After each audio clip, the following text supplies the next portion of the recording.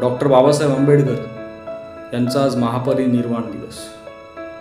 मी सर्वप्रथम त्यांना महापरिनिर्वाण दिनानिमित्त विनम्र अभिवादन करतो. सुरेश भटांची एक कविता आहे.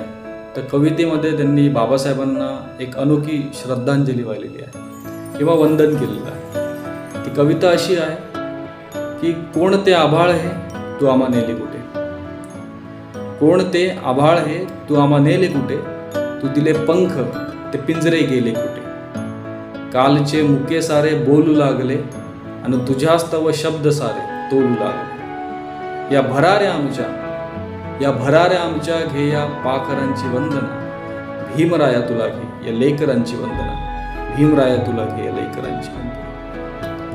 तर चला बाबासाहेबांना अभिवादन करण्यासाठी दादर येथील चैत्यभूमीवर.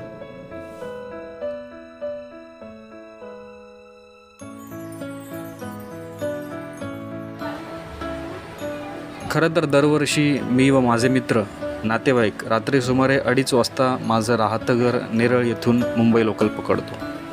अर्थातच नेरळ दादरपासून खूप दूर असल्याने इतक्या रात्री आम्ही निघतो आणि ती एक जणू काही प्रथाच पडलेली आहे. पण हल्ली माझा मुक्काम हा दादरलाच असल्याने बाबासाहेबांचं राहतं घर राजगृह असू दे किंवा चैत्यभूमी असू दे, दोन्ही ठिकाणं मला टॅक्सीमधून 5 ते 10 मिनिटाच्या अंतरावर आहेत.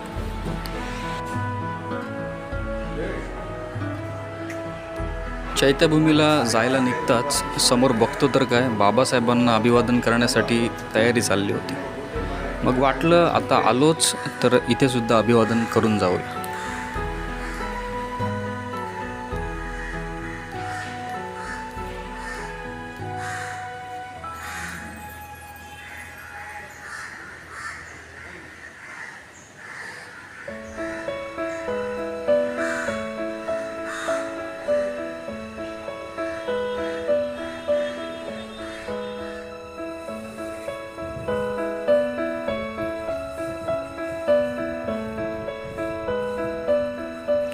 मेन एंट्रन्सला अभिवादन झाल्यावर आम्ही आलो लायब्ररीमध्ये, जिथे सुमारे 100पेक्षा जास्त वर्षे जुनी बुद्धांची मूर्ती ब्रिटिश काळात ठेवली होती. तसं आमचं कॉलेजही फार जुनं आहे. तुम्ही पाहू शकता त्यावेळी गव्हर्नर ऑफ बॉम्बे याने सुमारे 1890 साली, मी 1900 म्हणत नाही तर 1890 साली बुद्धांची सुंदर मूर्ती येथे त्यांनी स्थापन केली होती.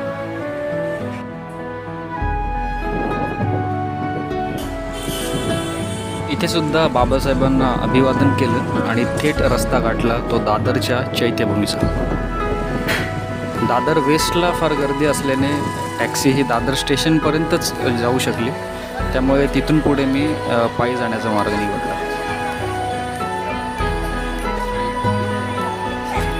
स्टेशनला आल्यावर खूप मोठी सुरक्षा व्यवस्था व येणारा जनसमुदाय हा पाहायला मिळाला.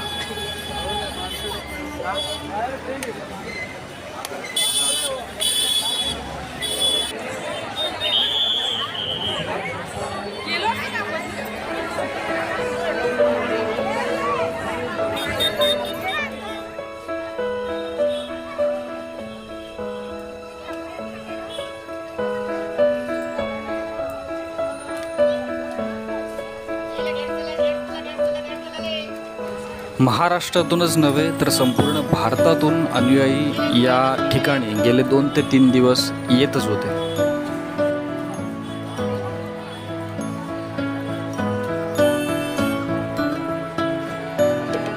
चालता चालता रस्त्याच्या बाजूला मला बाबासाहेबांच्या गाण्याचा आस्वादसुद्धा पाहायला मिळाला. काही शाहीर होते की जे बाबासाहेबांचं गाणं किंवा भीमगीत गात होते.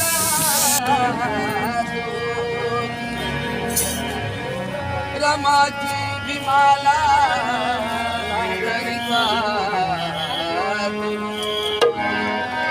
भीमराव होते दिव्याच्या समान आणि त्या दिव्याची रमावा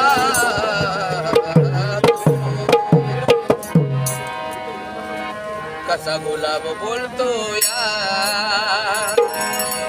कसा गुलाब बोलतो या त्या सुगंधी जाईला कसा गुलाब बोलतो या त्या सुगंधी जाईला भीम आवडीनं बोले रामो रामो रमाईला. गाण्याचा आस्वाद घेत असतानाच तेवढ्यात माझी नजर पाठीमागेच लावलेल्या एका सुंदर सुविचारावर गेली. तो सुविचार असा होता की जो कलह करत बसत नाही किंवा हत्या करत नाही किंवा अग्नीच्या सहाय्याने नाश करीत नाही, त्याला विजयाची इच्छा नसते. जो सगळ्या जगाविषयी सदिच्छा बाळगतो, त्याच्या बाबतीत द्वेष किंवा तिरस्काराची भावना निर्माण होत नाही, त्याला कारण मिळत नाही. आणि हा विचारच होता तथागत भगवान गौतम बुद्धाचा. बाजूला पुढं गेल्यावर बुद्ध आणि बाबासाहेबांचे सुंदर अशा फोटो फ्रेम्स पाहायला मिळाल्या होत्या. त्यामध्ये शांत असलेले तथागत गौतम बुद्ध आणि बाबासाहेबसुद्धा दिसत होते.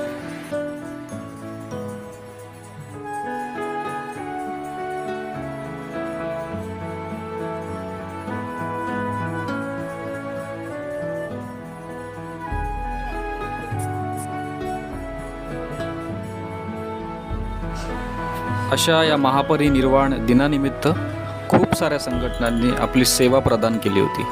पाणी असो, जेवण असो, पुस्तके असो, स्वच्छता असो, या सर्वांसाठी खूप साऱ्या संघटना या पुढे आल्या होत्या.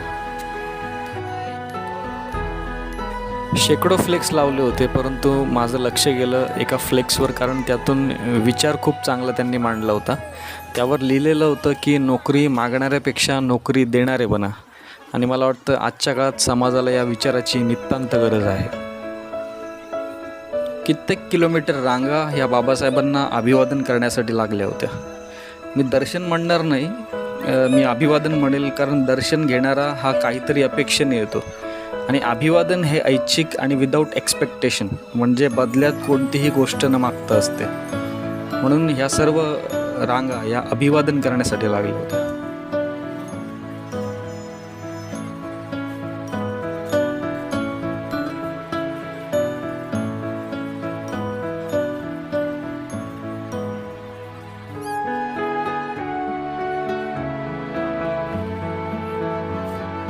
ठिकठिकाणी असे स्वच्छता सेवक छोटे छोटे विचार घेऊन उभे होते. या सर्व विचारांमध्ये मला एक विचार खूप महत्त्वाचा वाटला आणि तो विचार म्हणजे भाकरीपेक्षा स्वाभिमान महत्त्वाचा.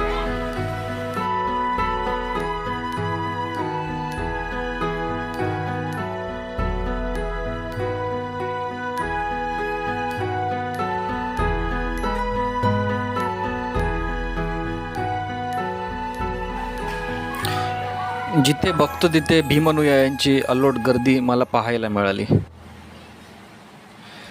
आणि त्यातल्या त्यात काही संघटनांनी अशी बाबासाहेबांना अनोखी श्रद्धांजली वाहिली होती.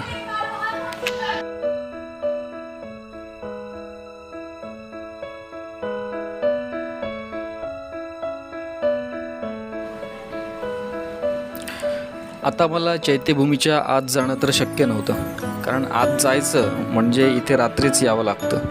मी वेळेचा अंदाज घेतला आणि निघालो दादरच्या ऐतिहासिक शिवाजी पार्कवर.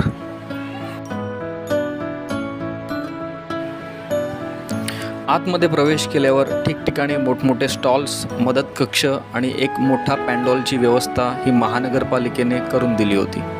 खरंच या पॅन्डॉलने दूरवरून आलेल्या अनुयायांना थोडासा का होईना पण दिलासा मिळत होता. समोरच महापालिकेचं आरोग्य शिबिर सुद्धा चालू होतं. थोडं आत शिरलो तर आत अनेक पक्षांचे, त्यात बहुजन समाज पक्ष असो, रिपब्लिकन पार्टी ऑफ इंडिया असो, दलित कोबरा असो, स्वाभिमानी रिपब्लिकन पक्ष असो, समाजवादी पक्ष असो, आझाद समाज पार्टी असो, सर्वांची सभेची तयारी चालू होती. आणि ज्या गोष्टीसाठी मी या ठिकाणी शिवाजी पार्कवर आलो होतो ती गोष्ट म्हणजे पुस्तक खरेदी. आणि खरोखरच पाहायला गेलो तर इथे खूप मोठा पुस्तकांचा महासागर पसरलेला होता. मी फक्त पुस्तके बघत होतो आणि कोणती घ्यायची हा विचार करत होतो. खूप सारे तास हे पुस्तक पाहण्यात घालवल्यानंतर शेवटी मी काही पुस्तकांची निवड केली. त्यामध्ये महार व त्यांचे वतन हे पुस्तक असू दे किंवा अस्पृश्य मूळचे कोण आणि ते अस्पृश्य कसे बनले हे पुस्तक असू दे बुद्ध आणि कार्ल मार्क्स हे पुस्तक मला खूप वर्षापासून वाचायचं होतं, त्यामुळे हे देखील पुस्तक मी खरेदी केलं. त्यानंतर लगेचच बुक स्टॉलवाल्याने पुस्तक पाहून योग्य त्या किमती पाहिल्या आणि मला पुस्तक स्वाधीन केले. तसेच आणखी काही पुस्तके चाळल्यानंतर मला असं वाटलं की माझे काही ऑफिसमधले कलिग्स आहेत त्यांच्यासाठी आपण पुस्तके घेऊ. त्यामध्ये मी राजश्री छत्रपती शाहू महाराज, त्यांचे जीवन व त्यांचे शैक्षणिक विचार, ॲनायलेशन ऑफ कास्ट इन इंडिया किंवा भारतातील जाती, भगतसिंगांचं अतिशय सुंदर असं पुस्तक आहे की मी नास्तिक का आहे, आणि शेवटचं प्रबोधनकार ठाकरेंचं पुस्तक क्षत्रिय मराठा. ही पुस्तके मी माझ्या कलिग्ससाठी घेतली आणि दुसऱ्या कलिग्ससाठी शूद्रपूर्वी कोण होते हे पुस्तक घेतलं.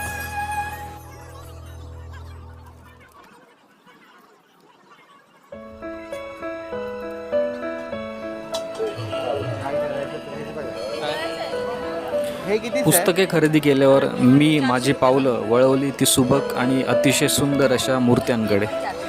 डॉक्टर बाबासाहेब आंबेडकर असो, तथागत भगवान गौतम बुद्ध असो किंवा छत्रपती शिवाजी महाराज असो, त्यांच्या अतिशय सुंदर अशा मूर्त्या स्टॉल्सवर उपलब्ध होत्या.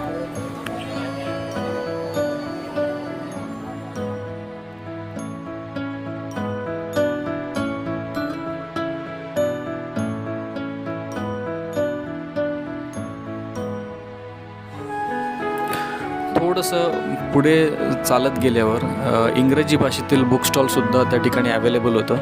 त्यामध्ये खूप सारे बाबासाहेबांच्या संबंधित, बुद्धांच्या संबंधित आणि थोडक्यात सामाजिक विश्लेषणात्मक पुस्तकं त्या ठिकाणी अवेलेबल होती. त्यामध्ये पाली इंग्लिश डिक्शनरी असो किंवा कायद्याच्या संदर्भात कन्झ्युमर प्रोटेक्शन लॉ असो, speeches at round table conference म्हणजे बाबासाहेबांची भाषणं राऊंड टेबल कॉन्फरन्समध्ये झालेली ते पुस्तक असो, कार्ल मार्क्सचं कॅपिटल पुस्तक असो किंवा बुद्धांच्या संदर्भातील पुस्तकं असो, खूप सारी एकंदरीत इंग्रजी भाषेतील पुस्तकं त्या बुक स्टॉलवर अवेलेबल होती.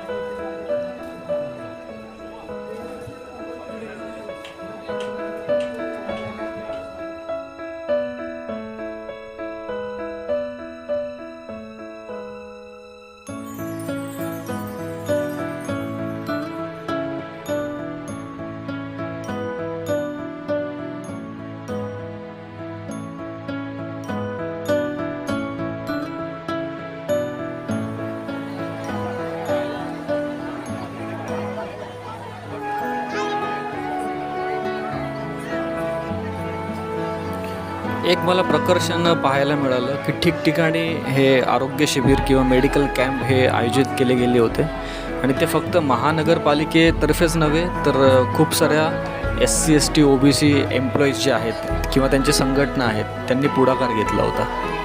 अशापैकी हा एक मेडिकल कॅम्प किंवा आरोग्य शिबिर.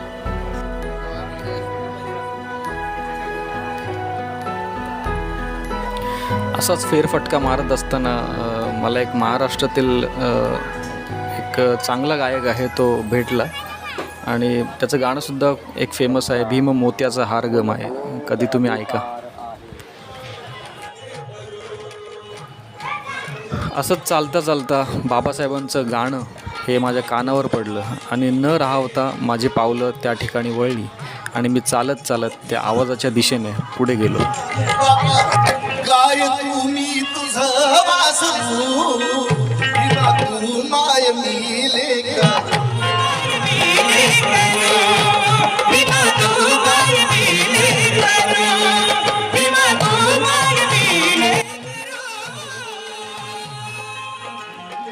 आंबेडकरी समाजामध्ये अशा शाहिरांची, साहित्यिकांची आणि कवींची काही एक कमी नाही.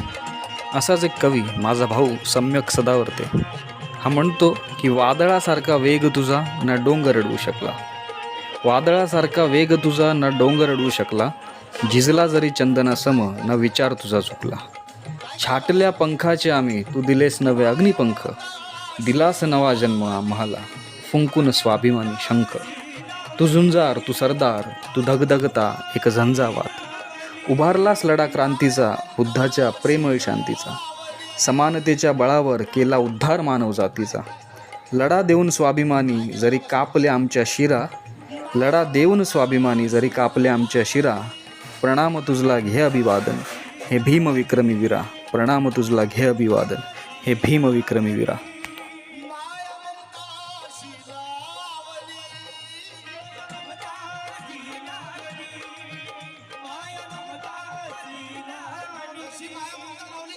अरे पाच लेकरं बाबासाहेबांशी जातात. आज आमच्या एखाद्या छोट्या मोठ्या लेकराला हे गाणं ऐकलं आणि खरंच भावूक झालेल्या मनाने चैत्यभूमीचा मी निरोप घेतला. सुरुवातीच्या पडलेल्या प्रश्नांची उत्तरे मला मिळाली की 6 डिसेंबर या दिवशी दादर चैत्यभूमीला येऊन इथे काय मिळते.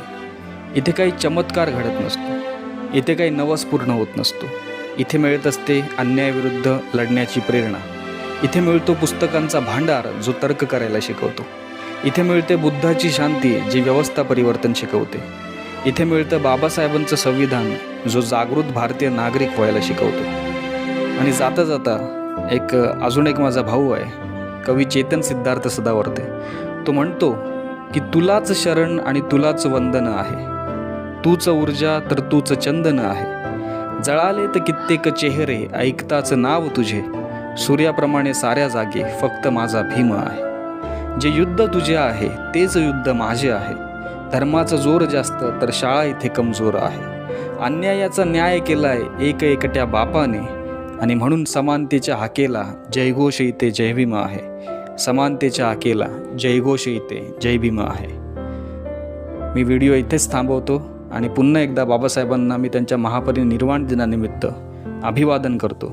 जय भीम, जय भारत.